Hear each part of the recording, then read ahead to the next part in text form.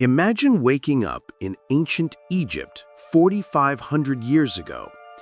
The air is warm, the sun is rising, and thousands of workers are already moving. There are no engines, no steel machines, no electricity. Yet somehow these people are about to build something so incredible, so giant, so perfectly designed that it will still be standing thousands of years later. This is the real story behind the pyramids. Not myths, not magic, but human brilliance.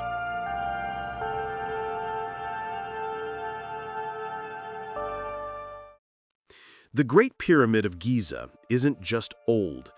It's older than Rome, older than Athens, older than most religions we know today. When it was built, the woolly mammoth was still alive in some parts of the world. That's how ancient this monument is. And for centuries, people have wondered, how did humans with simple tools, simple materials, and no technology create the tallest structure on Earth for nearly 4,000 years?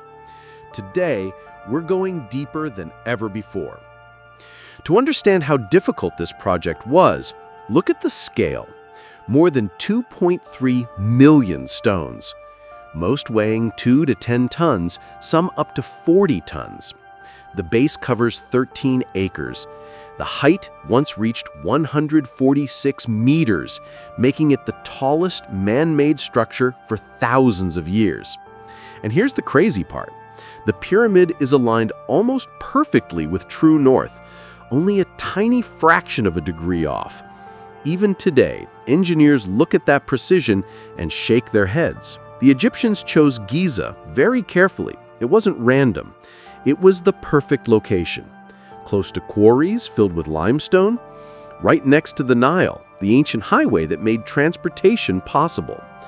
And the ground itself was solid rock, strong enough to hold millions of tons. Everything about this location was intentional.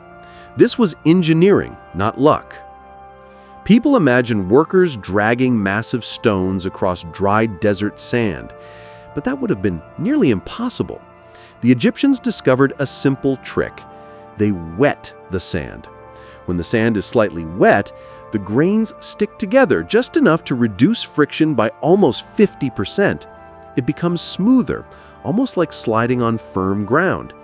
And we know this because of an actual ancient painting showing a man pouring water in front of a sled carrying a large statue. Stones were moved by boat along the Nile, then transferred to wooden sleds, and finally dragged across wet sand by teams trained to work in perfect coordination. Now here's the big question. How did they lift these stones higher and higher, layer after layer? Experts believe the builders used multiple ramp systems. 1. Straight ramps, used in the earliest stages when the pyramid was low. Simple, strong, effective. 2. Zigzag or spiral ramps. As the structure grew taller, ramps wrapped around it, giving workers access to higher levels. 3. Lever systems. One of humanity's oldest machines. A simple wooden beam used to slightly lift and push stones into their final position. When combined, these methods allowed thousands of workers to move heavy stones with surprising efficiency. The tools may look primitive, but they worked. Copper chisels, wooden mallets, stone hammers, ropes, sleds, and sand used as a cutting material. Limestone is soft, so these basic tools were perfect for shaping it. Workers didn't need advanced technology, they needed skill, and they had plenty of it. Forget the Hollywood stereotype. The pyramids were not built by starving slaves. Archaeologists discovered entire worker villages near the pyramids, complete with bakeries, medical areas, sleeping quarters, and even beef and fish remains from their meals. These workers were skilled, organized, and paid.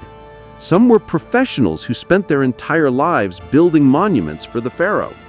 They were proud of the work they did. So why build something this massive? Why spend decades, millions of stones, and the labor of thousands of people? because the pyramids were more than tombs. They were symbols of power, unity, religion, and national pride. They were a message to the world and to future generations, saying, we can do what others think is impossible. And maybe that's the real magic behind the pyramids. If you enjoyed this journey into ancient engineering, hit the like button, subscribe, and tell me what ancient mystery you want next. See you in the next one.